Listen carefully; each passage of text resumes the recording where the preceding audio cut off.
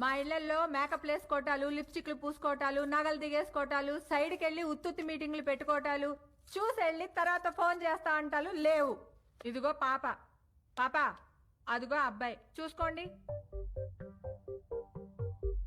చూసుకోండి. అయ్యా చూడు.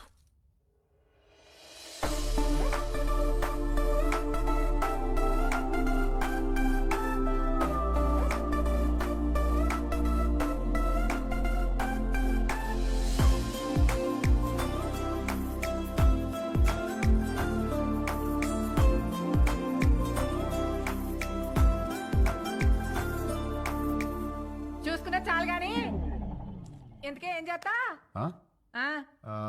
పెద్ద ఏం లేదండి, ఖాళీయే. ఖాళీయా? ఏమాత్రం ఇచ్చుకుంటా? ఇచ్చుకోవడం అదే కట్నం ఏమాత్రం ఇస్తారని. కట్నం. ఇదిగో అమ్మాయి, నువ్వు ఫీల్ అవనంటే ఓ ఫ్యాక్ట్ చెప్తాను. మార్కెట్లో 10 మంది అబ్బాయిలకి 6 అమ్మాయిలు ఉన్నారు. Care city. ఇలా దొరికిందేంట్రా బాబు? ఏ వాళ్ళ సీజన్ లో వాళ్ళు పిండుకోలే, మా సీజన్ లో మేము పిండుకుంటాం. ఇది కాసేపు పక్కన పెడితే చూడు బాబు, ఈ పెళ్లి జరగాలంటే కొన్ని కండిషన్స్ ఉన్నాయి. 1, మా అమ్మాయి 2 కంటే కందు.